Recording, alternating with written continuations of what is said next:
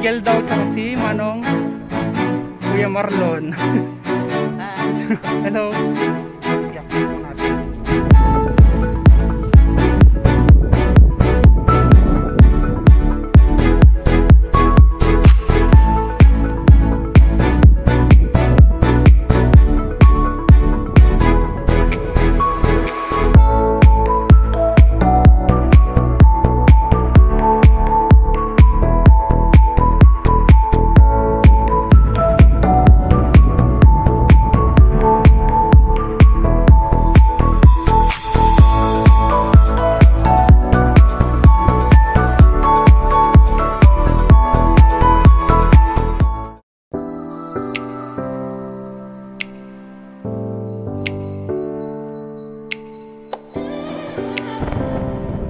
Beach pa.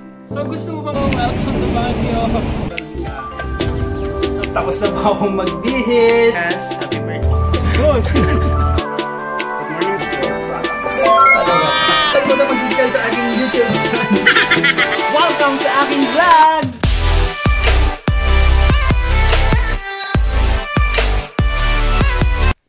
So guys, welcome back to my YouTube channel. And nandito po tayo sa Umingan. And itong video na to is raw lang po ang gagawin natin. So it means hindi po natin siya gagamitan ng editing or any kind of music para ma-feel nyo po itong place na to. Kasi napaka-solemn po dito. So let's start!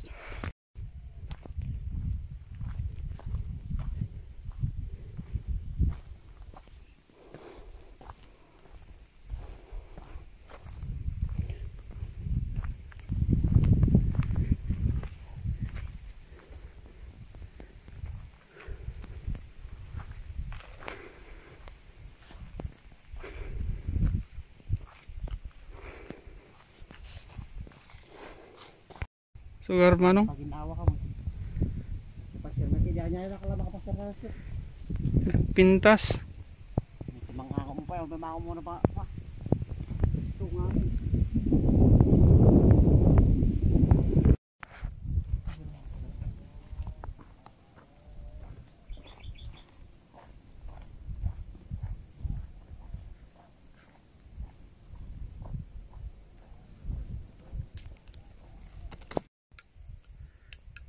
So aratoy tayo Umingan, Gemini Chocolate Hills Dakano.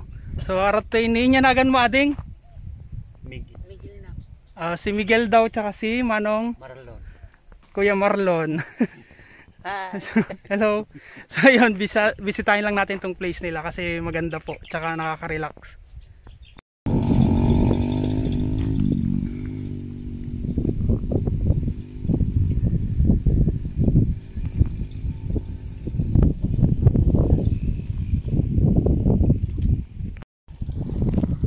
So guys, ayun po yung motor namin nandun sa baba. Pero sabi ni Manong, iakyat daw namin dito yung dinadaanan po ng motor na yan. Bayaw mo yan? Bayaw niya. So yun po. Mamaya iakyat natin yung motor. Ikot muna tayo dito. Pasyal tayo. Dagi. Mag-ikot kami pa, Manong ha. Pintas.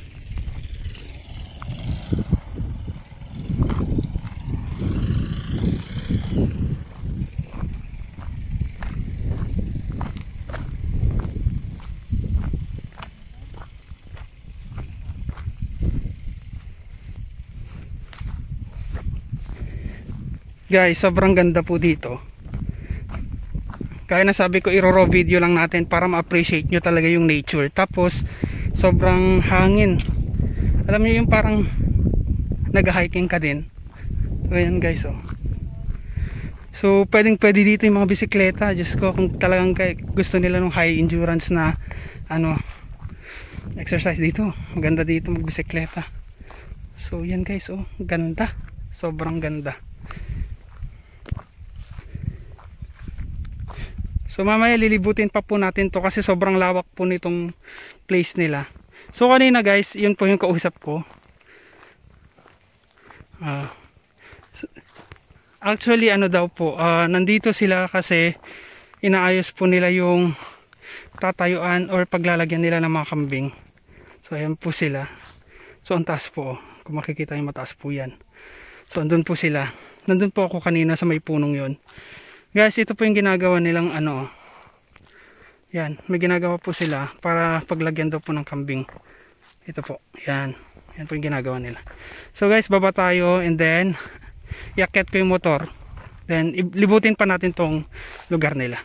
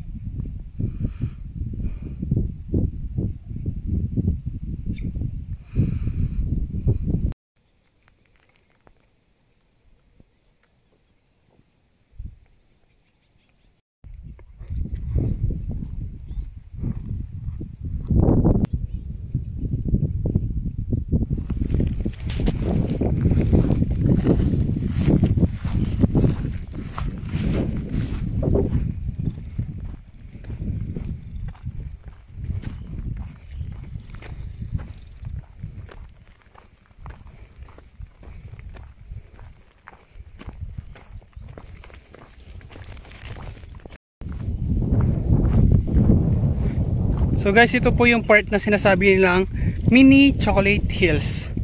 So ito na po yun. Then makikita nyo po may sapa po dito mamaya. Doon po, medyo natatanong nyo po, doon po yung sapa. So guys, naglalakad po ako. Ang lawak oh. Diba ang ganda? Sobrang ganda.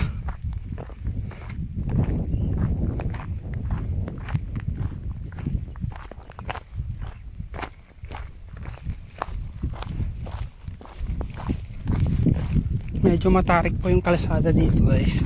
Mas ma-appreciate mo siya kung maglalakad ka, hindi yung naka motor ka or naka bisikleta ka.